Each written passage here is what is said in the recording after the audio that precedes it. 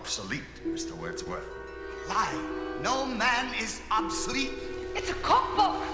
Who are we? When will they take the bandages off? You're a bad man. You're a very bad man. Mr. Lemon Sucker here. He's the most suspicious of the bunch. My name is Talkie Tina, and I'm beginning to hate you. I believe you're going my way. Live from Willoughby at the heart of the Twilight Zone. Here are your hosts, Alex and Tyler, the prestigiously perfect podcast in which we call The Twilight Gnome. What is up, Gnomies? I'm Alex. And I'm Tyler. Welcome to the Twilight Gnome Podcast, episode 53. What episode are we going to be discussing this week, Ty? This week, if you notice by my brand new shoes, we are going to be discussing Dead Man's Shoes. But you're not wearing any shoes. Oh. Yep, Dead Man's Shoes. Good old Dead Man's Shoes. Season 3, Episode 18. Original air date, January 19th, 1962.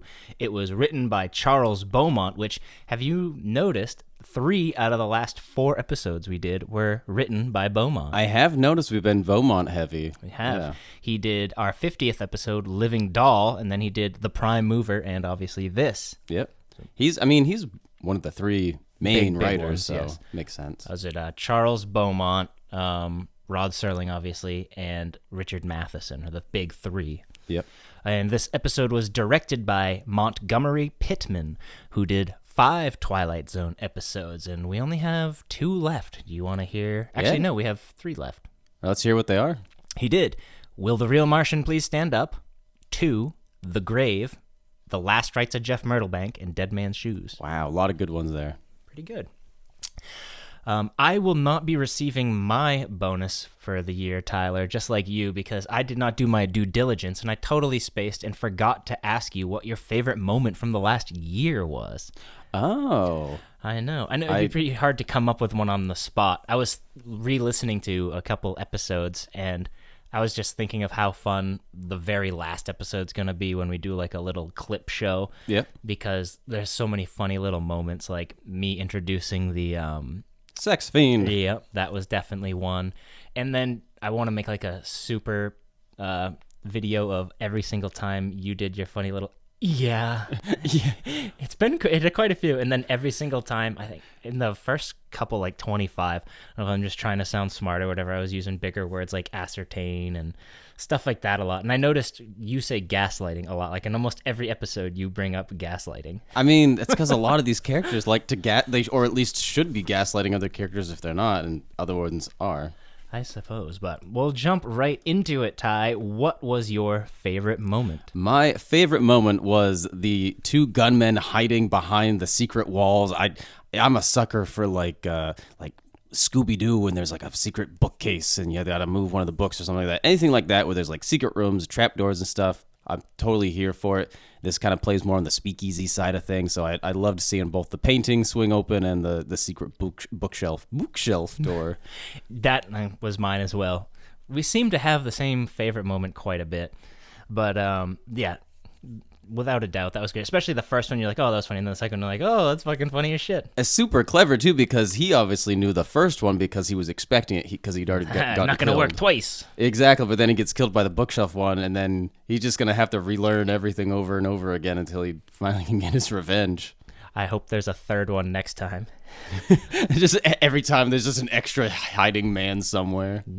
Another one that I really thought was funny was when Nate goes to Bernie's table at first, and he's like, no, we gotta go somewhere private. Don't worry, we'll go somewhere private. And then the door said private that they were going into. It just seemed like a Leslie Nielsen thing. That's pretty good. Yeah, my other moment that I also wrote down was the slap to calm his girlfriend down, like totally unnecessary. That was good. You're being hysterical.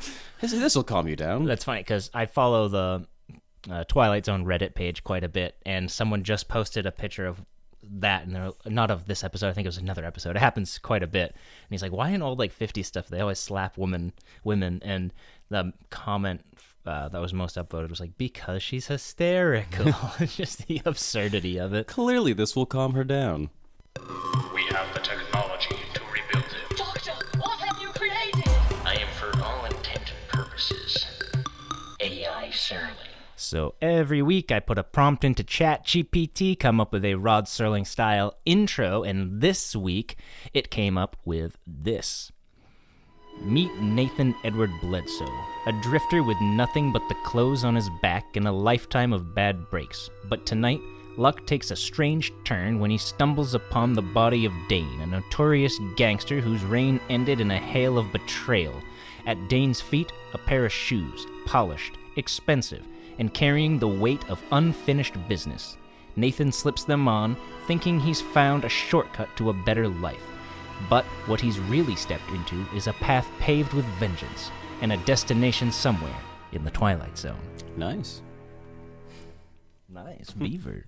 Thanks, I just had it stuffed last week. All right, so every week, Tyler and I come up with a few questions for each other, keep each other on our toes, and looking at my thing, I fucked up and only did 2. I did 3. All right, you want to go first then? I did. This week was a tough one to kind of pull from, so I can see why you only got 2. All right, my first question. When Nate looks into the mirror at the beginning, what does the storefront next to him say? Oh, damn. Free candy. Jack Nelson's Barbershop. Dang. What is the name of the apartment building that Dane lives in? That was my next one, Chateau Beechwood. Yeah. All right, my last question. In the back alley next to where the bodies lie, what does the topmost box say?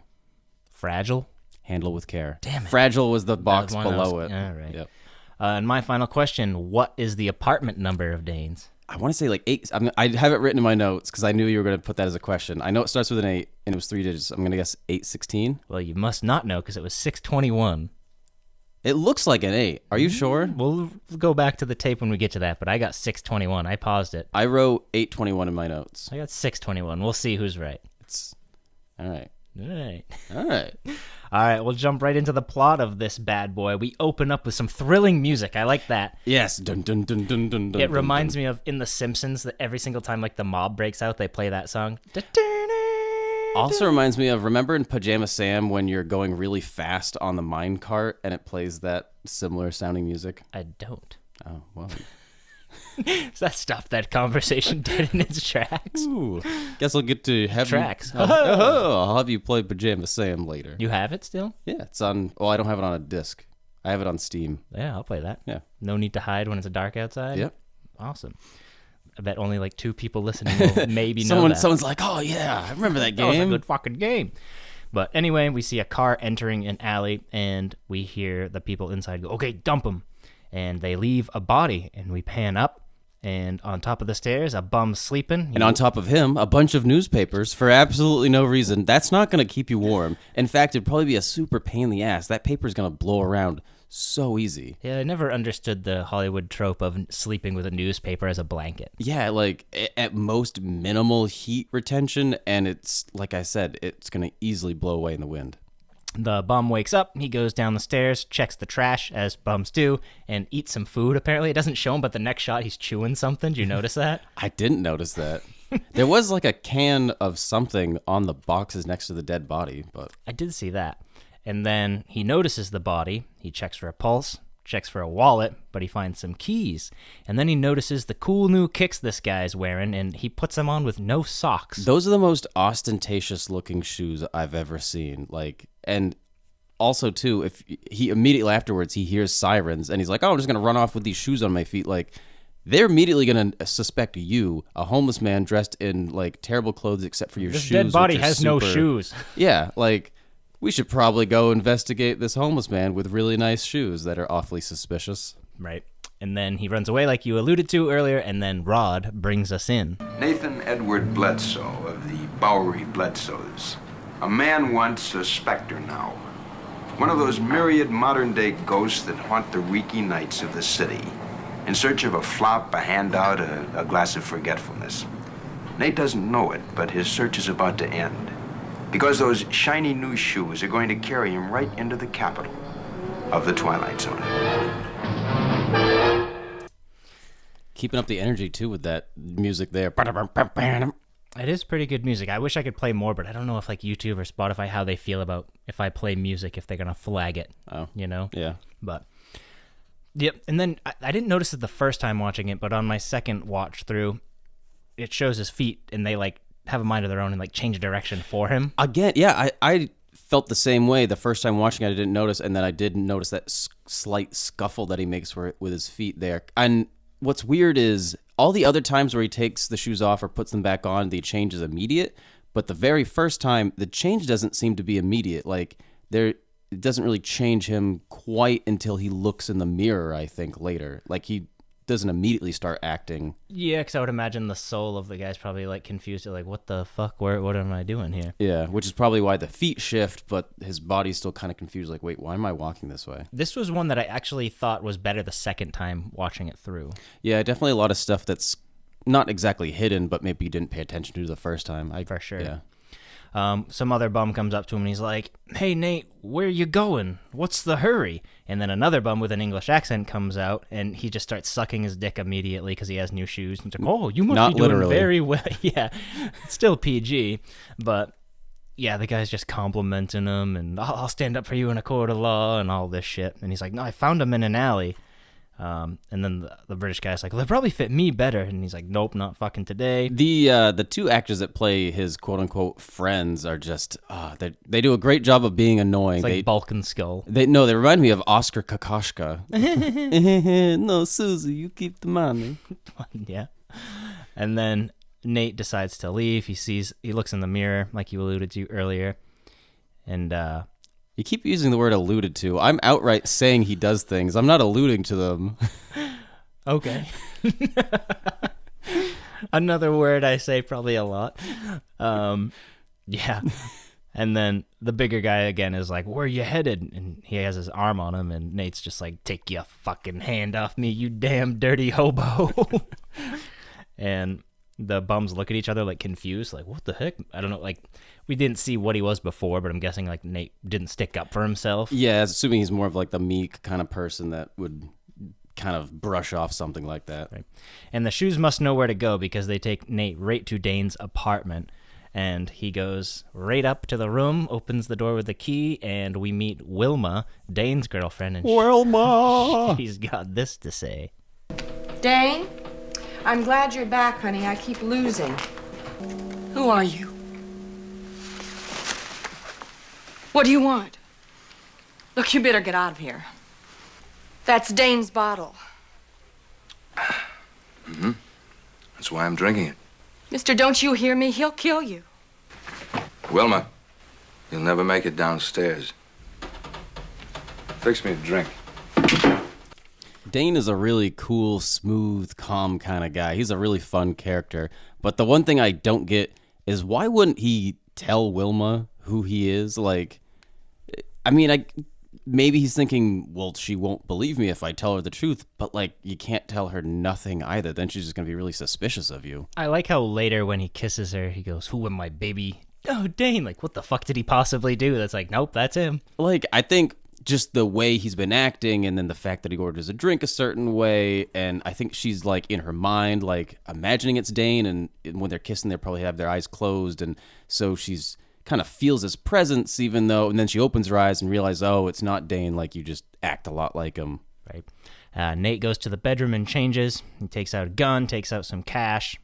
Wilma is watching from the door this whole time, and then Nate goes to the bathroom, has a shave with the same type of electric razor from A Thing About Machines. That razor looks like it did like a really close job. From electric razors, I've never had great experience I with. wonder if it actually did, or if you had to have a blade to do that. Because it did. I was like, there's no way that an electric razor actually got that clean of a shave. Yeah. Outside the bathroom, Wilma is calling someone, and it's Bernie, and she's like, "Hey, is Dane with you? If he comes back, can you please tell him to come here right away? I really need him." And then we're back in the bathroom. Nate's finishing shaving with a fresh new shaved face, like we stated earlier. It wasn't alluded to. It was not alluded to this time.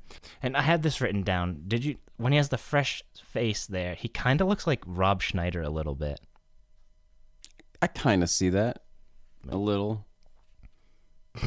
Rob Schneider is the hobo. Wilma comes in. with a gun, and she's like, "Where's Dane? How'd you get those shoes?" Well, first he takes the shoes off, and then he steps outside, and that's when he sees Wilma with the gun. So now he's back to being Nate, and Nate's totally freaked out. He's like, I don't... Where am I? Why is this lady pointing a gun at me? Exactly. Do you think he has like any memories when Dane possesses his body through the shoes? I don't believe so. Because it's kind of left unclear. So that would probably be his last memory ever, because... Yeah, and then he dies. His last memory, what is going on, lady? And then that's it. That's a wrap for Nate. Yeah. He probably assumes that Wilma killed him then. Right? Yeah, she asks him how you got the shoes, and he's, I found them, lady. Please don't shoot me. And then he puts the shoes on, and this is also an awesome moment. Reminded me of Me, Myself, and Irene, because the total, like, just facial change and just, hey, baby. And he's like, cool guy instantly goes from being, like, very scared to just incredibly cool and collected. Yep. And in control of the situation, he just walks right over to her, no fear, grabs the gun, and says, go make me a drink. What happened to that drink, lady? I did like that. That was pretty funny. He asks her 3 times to make a drink. Well, I mean, if some random guy just breaks into your apartment and says, make me a drink, I'd be like, who the fuck are you? And get the hell out of my apartment. Nate finally comes out all dressed, and he's like, how about that drink for the last time? And she's like, I don't know what you want. And he goes, tequila with a cube of sugar. And then she's obviously shocked because obviously we can assume that this was Dane's drink of choice. Would that taste good? I don't see why not. It's pretty much just a margarita without lime juice if you take your margaritas with salt instead of sugar. I mean, sugar instead of salt. Like, is adding just sugar to liquor going to make it taste sweeter? I feel like you'd need some sort of liquid to kind of water it down too, not just people sweetener. Just do tequila straight up anyway, so adding a little bit of... I guess. And then she asks, who are you? And he's like, you tell me. They kiss. Who am I, baby? I want to play a little bit of this because it's funny. And then, like, right after he slaps her. Who am I, baby? Dane.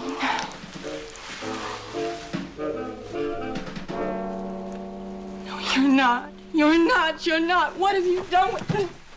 What have you done with him? What have you done with him?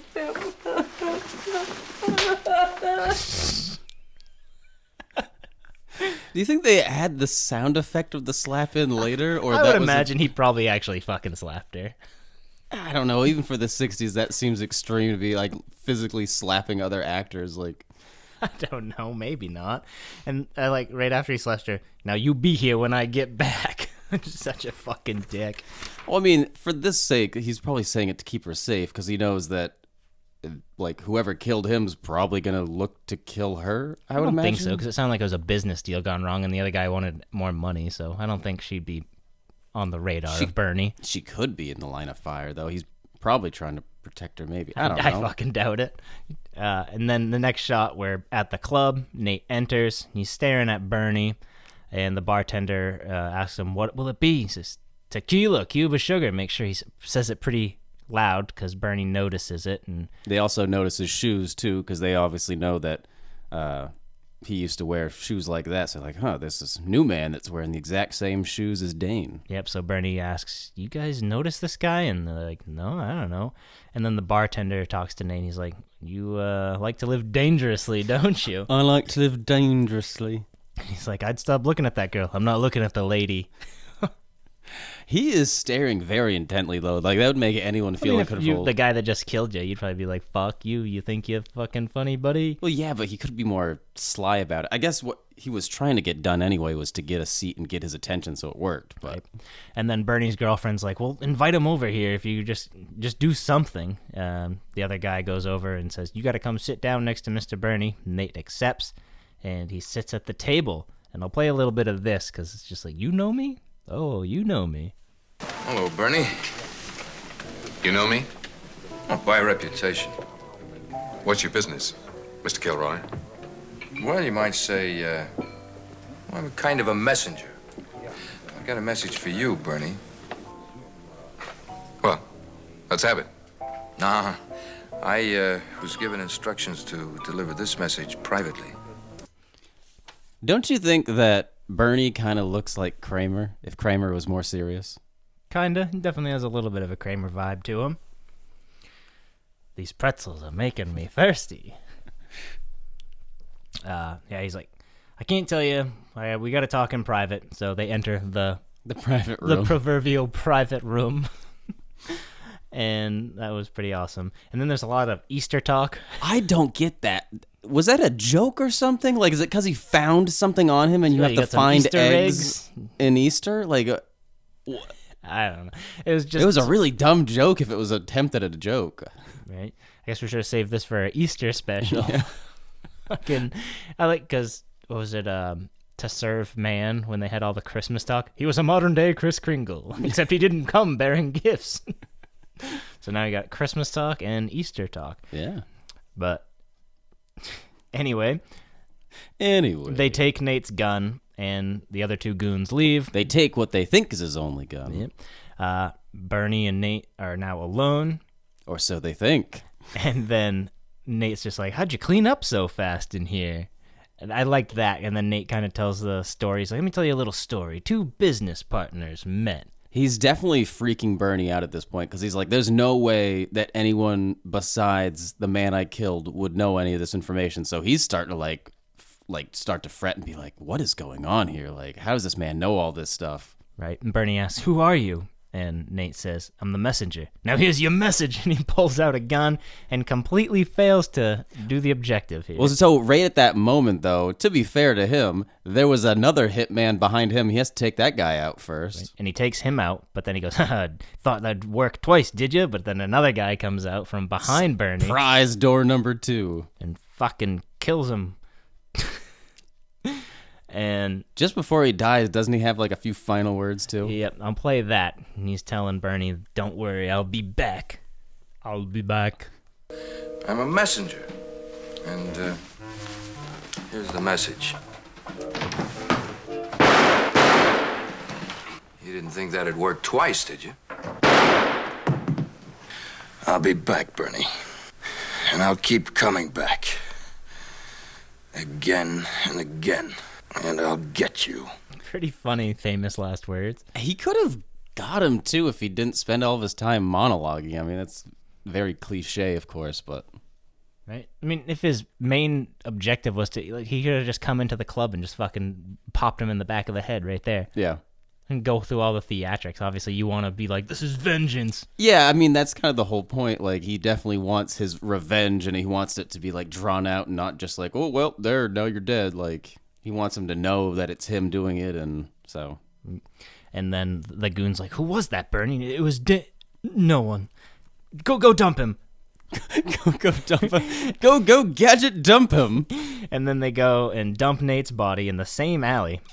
They keep throwing bodies in the same alley. You think cops, like, you wouldn't do that twice. It'd be stupid. Dumpster alley. Also, they play the exact same music. It's a very mirror kind of image where it's exactly like how it all started, which is really cool. I love that bookend.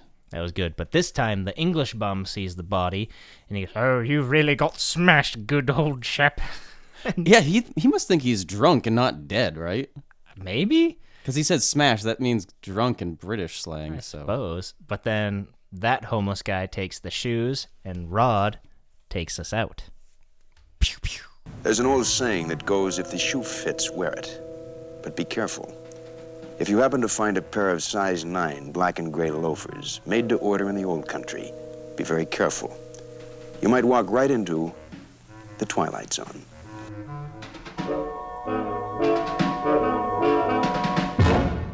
I wonder how many homeless people died in Dane's pursuit of revenge. Because he just keeps snatching up their bodies and using them for his own benefit. True. Yeah. Kind of a dark ending if you think about it. Just all an elaborate scheme to get homeless people off the streets. But that is our episode, Tyler. What did you learn? I learned that anyone can fit into a size 9 loafer. If you try hard enough, yes, you can.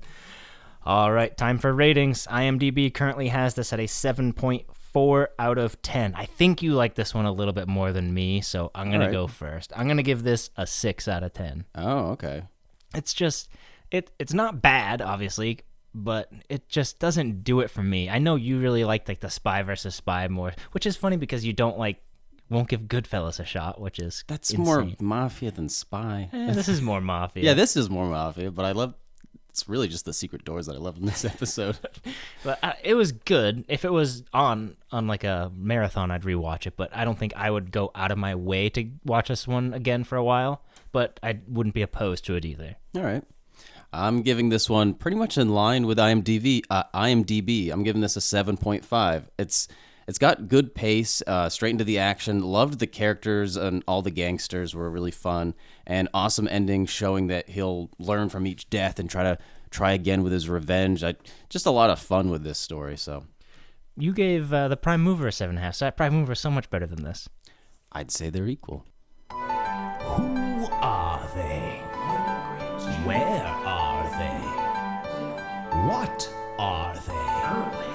Let's find out together in the Twilight Gnome presents Inside the Twilight Zone.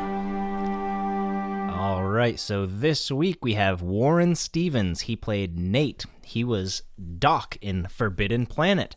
He was in one 80s Twilight Zone episodes. He was in one episode of MASH. He was in one episode of Star Trek, 2 Alfred Hitchcock Presents, and lots of episodes, just like one episodes here and there of a bunch of shows in the 50s, 60s, and 70s. Which character was Doc from Forbidden Planet? Probably the Doctor. I don't know. Like just It's been one of like the people a year that, since we watched it. Just one of the people that works on the ship? Yeah. Okay, so not the guy with his daughter on the planet. No.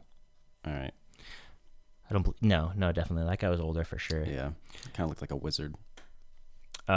Which another person from in Forbidden Planet, remember the Leslie Nielsen. But he's not in Twilight Zone. I'm saying another Twilight Zone alumni. It'd be great to see Leslie Nielsen though in an episode of the Twilight Zone. That would should be have been great. him instead of Shatner in Nightmare at 20,000 Feet. That would have been so good. There's something on the wing. And then like less than a decade later, he does Airplane. Yep. I had bad experience on a plane. I know, going off subject, but I get so many like little reels and stuff of him, and it's so funny. He's like talking to someone, I don't know what movie it's from, and he's like, "How do you feel?" "I feel like I could take him on blindfolded." "And what if he's not blindfolded?" He's the man. And then we have Richard Devon. He played Bernie. He was in lots of westerns in the 50s and 60s. He was in 2 Gunsmoke. And there was a movie of the Three Stooges called The Three Stooges Go Around the World in a Daze, and he was in that as well. And then we have Joan Marshall. She played Wilma. She was in lots of episodes, like one-off episodes in the late 50s to the mid-70s. She was in one episode of The Munsters, one episode of Bonanza, one episode of Star Trek as well. And then we have Ben Wright. I brought him up because he played one of the other guys, like Chip or whatever, who was one of the henchmen. Is he in Mr. Peepers? Unfortunately, he was not, but I just brought it up because we just saw him. He played the captain in Judgment Night that we just watched. So was he the guy with the black hair, or was he the baldish guy? The black hair one, I would imagine. All right, the one behind the bookcase. Yeah. Not much trivia on this. The only thing I got was that the name Kilroy is probably like a play on, there was an urban legend during World War II, apparently, that there was a alleged ally spy named Kilroy that used that. I was wondering why he chose the name Kilroy because he's obviously not going to give the name Dane. So. I thought he was just playing his hand too fast and loose, like, I'm going to kill you. Like, that's very threatening. And the only other thing I have is that in the 80s Twilight Zone, they actually redid this episode, except the genders were swapped, and it was called Dead Woman's Shoes. Ah. Yes. In total, this episode cost $40,956. The director received the usual $12.50, and the cast received $4,125. What'd you say your name was? What's in a name, Mr. Benninger, really? A mere question of semantics. Just language. A mere stretch of words. So every week, Tyler and I come up with a few alternative titles to the episode we are watching, and you can play along as well if you want to. I have 4. I have 6. All right, go first. I'll start with my debacle. I got the Drifter debacle. Oh, very similar. Mine was the Derelict debacle. Oh, nice. The Derelict campaign. I got the Soul of the Shoe. I have How About That Drink? I got Gangster's Revenge. 1 Foot in the Grave. I got Shady and the Tramp. Walk a Mile. Size 9. And my last one, The Homeless Hitman. Yeah. I don't know. I think Dead Man's Shoe still takes. I don't think we beat it this week. Yeah. The sole of the shoe. That's clever. Yeah, that one is pretty clever. Switcheroos, I have 5. I have 6. I got 4. All right, you want to go first then? All right, I got The Chaser. I do not have that. That was a good one. Walking Distance. I didn't pick that one, weirdly enough. Execution. Nope, I didn't either. The Arrival. No, I didn't pick that one. I got The Hunt. Nope, I got One More Pallbearer. No, and I got Kick the Can. I got Valley of the Shadow, He's Alive, and The Fear. I almost did He's Alive. It's, yeah. Yeah. You are now about to penetrate the Twilight Zone. All right, it's time for everyone's favorite segment of the Twilight Gnome podcast. We enter the Twilight Bone, where we come up with a porno parody style name to the episode. We promise not to do it every week, and it was originally going to be if we had one that was really good. We haven't done one in a while. It has been a while. All right. But Tyler says he has one, so let's see. All right, so normally parodies, I know they usually like rhyme or like sound slightly like it. In this case, not so much. I was just kind of went in a different direction. But so instead of Dead Man's Shoes, I have Lonely Man's Sock. All right. Completely went in a different direction. It's called Backdoor Sluts, nothing to do with the episode. No, but get a Lonely Man's Sock, Dead Man's Shoes. Yeah. Nope. All right.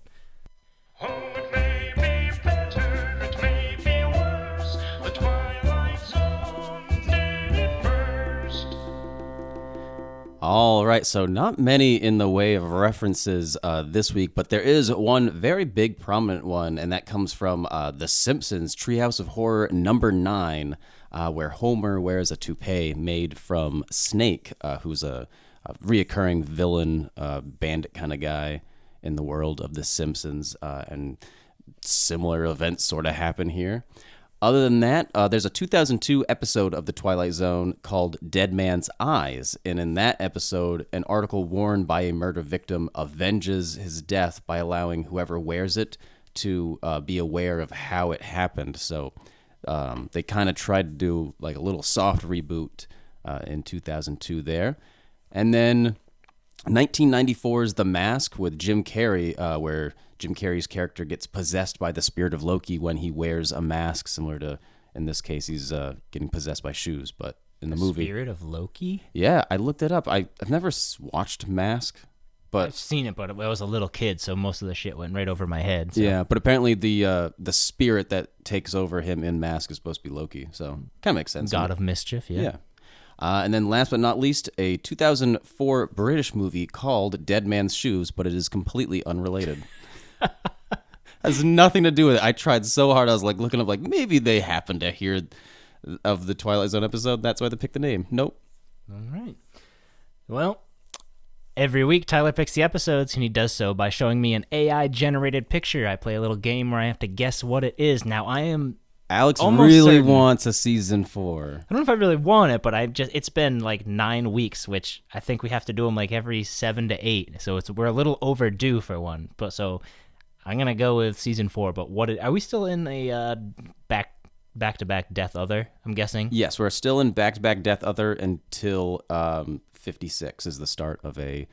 When we start 56, from 56 to 60, it will be returning to our original format for that 5-week period. All right, so I'm guessing season 4, but I have no idea what it is. All right, well, you know it's got to be other because this one was death. Yeah, that could be so many things. Okay, you ready? Yeah. The Bard. The Bard. Wow. Season 4, you were right. All right, did you watch it? I did. It's not as bad as people say. Huh? It's Some not people as- say it's the worst. It's not the worst. I mean, obviously, I gave The Parallel a 3, but I mean, it wasn't a great episode, but it wasn't a good episode. It's with me. Wasn't Julius Moomer. Did you notice the fat dude from Monsters Are Due on Maple Street? I knew him as the owner of Kellerman's from Dirty Dancing. He must be significantly older in that movie. Dirty Dancing came out in 1980. Yeah, so it's like 15 years later. I mean, yeah, he's like an old man in that. Huh. And then, remember the other day I was telling you there's a big actor in this one. Yes, but he only has a very brief cameo. I wouldn't say brief. He's got quite a Burt few Reynolds, lines. right? Yeah, it's Burt Reynolds. I saw him immediately and I was like, "That's Burt Reynolds." And then I heard him talk. I'm like, "Is that Burt Reynolds?" And then I had to Google it. And I know, obviously, this was like Rod's statement to like the heads up at like CBS's stuff that they shouldn't censor like his writing, and like the whole thing is like they would even censor Shakespeare if he came back today, which I get what he was going for, but it's a very niche audience. There would just be other writers that would be like, oh, you fucking got him. But a lot of people consider it to be the worst episode of The Twilight Zone. I disagree. There's definitely worse. 30 Fathom Grave, I'm looking at you. I haven't seen 30 Fathom Grave yet, but so far, Parallel's still bottom of the barrel for me. All right. A little teaser then. Tyler likes it's going to be a little bit above a 3. But, all right. Get your fucking popcorn ready because we got an hour long coming up, season 4, and supposedly the worst episode of The Twilight Zone, according to many. I would love to hear what you guys think. Is that what IMDb has listed as? I don't believe so. It's probably pretty low on IMDb, but I think among the fan base, The Bard is considered to be the worst. Ah, interesting. Of the whole series. We'll have to check up. The being an hour long does not help it. No, it really does not. And like has nothing to do with black magic. And then he just brings a bunch of historical I know fiction. the coolest. Well, I'll get into it next week. I don't want to give too much away. All right. Next week, The Bard. Be there. Be square with us. Be Shakespeare. Be there. Be Shakespeare. Shakespeare. Be Shakespeare. All right. But until then, got a little bit of housekeeping. If you guys could please continue to like and subscribe. It means the world to us. We are so close to our goal of 100 subscribers on YouTube. Thank you guys so much, but please continue to like and subscribe and share to your friends and tell more people to listen to our podcast. We really appreciate it. And if you guys could comment, we'd love to hear from you guys. We read all of them, and we really appreciate those. If you're listening on Spotify, if you could leave us a 5-star show, because why? We're a 5-star show. We sure are. And I think you can comment on that as well. And if someone could please, for the love of God, please email us. Again, I'm checking it right now. We have no emails in there. So I'll send an email through. Just as a tester, I'd like to know that this works. But our email, again, is twilightgnome59@gmail.com. Yes. So, my final question for you, Tyler, just like your porno parody being a little bit off, this is kind of in the same vein, but a little different. If you could live one day as anyone else in the world, who would it be? Ooh, do they currently have to be alive? Like, if I pick a dead person, am I just gonna be in the ground for the day, or? Let's do both. All right. If I get to pick someone, so if you pick someone that's dead, does you get to go back in time? Like, if I pick Elvis, can I be like Elvis in the '60s? Yeah, I would imagine that's kind of how that would work. That'd be pretty badass. I'd probably want to be Michael Jackson in like the 80s. In the 90s in Neverland Ranch when fucking all the alleged stuff went on, you sick bastard. Allegedly. Yeah, probably Michael Jackson in like the 80s, like early 80s, back when he was at the height of his popularity. Before the allegations. Although I guess if it means time travel, then maybe it'd be like, I don't know, like Julius Caesar or something. The day he died. I just want to see what it felt like to get fucking stabbed. Stabbed 15 times.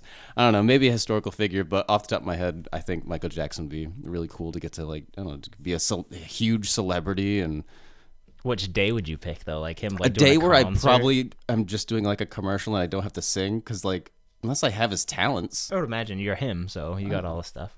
I don't know, I probably wouldn't want to do a concert. Maybe just like some sort of interview or something easy.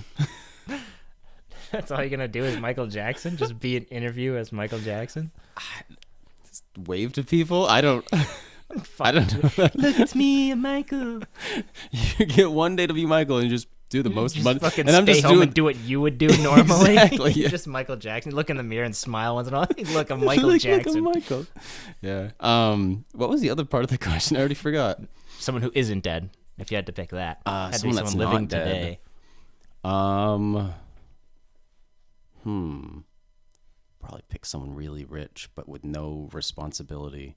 Some sort of like Elon Musk. I know that he's pretty chill right now. Nothing's really going on around that. I feel like that'd be too much responsibility. I'm thinking more someone like a Paris Hilton type, where it's just I have all this money and nothing to do with my time. Do you want to be Paris Hilton now or like 2006? At 2006 Paris Hilton. Well, then you're too famous.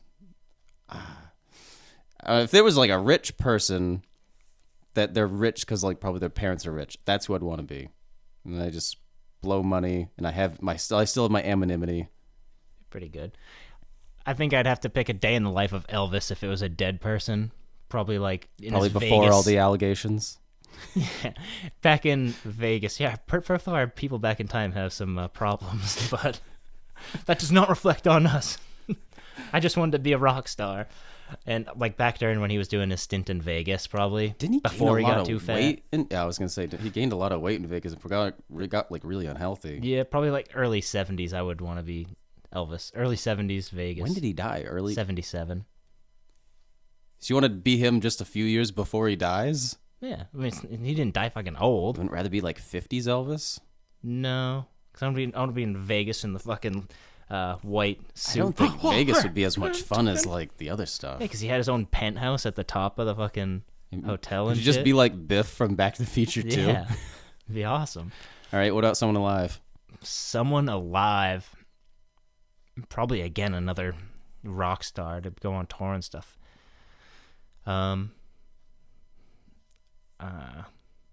Dang, that'd be really hard.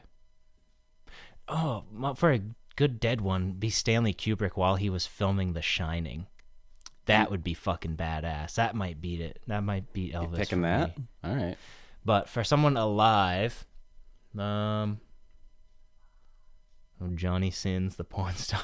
I don't know. I might change my someone alive to be Neil Armstrong's still alive, right? He hasn't died. Neil Armstrong's dead. Buzz about- Aldrin's still alive. All right, then I'm picking. I think he may have just died though. Then I'd pick Buzz Aldrin, Hope but I that get you to be the know. version of I get to be the version of him that went To the moon. to the moon, like the day he like was stepped on the moon or something. And he saw the aliens. Yeah. The day that Stanley Kubrick went cut. I know when you talk about Kubrick made me made think you of that. Yeah, fuck it, alive.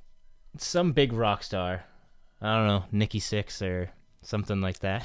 Played bass. And big rock star named someone that most people have never heard of. Like Motley Crue? Come on. Yeah, but when people think of Motley Crue, they think of Vince. They don't think of Nikki. I'd say Vince is probably one of the least ones. If you think of Tommy Lee. Well, yeah, Tommy Lee, obviously. Then Vince, and then Nikki, then maybe Mick Mars at the end there. Well, that's a hard one. There's so many cool things like that.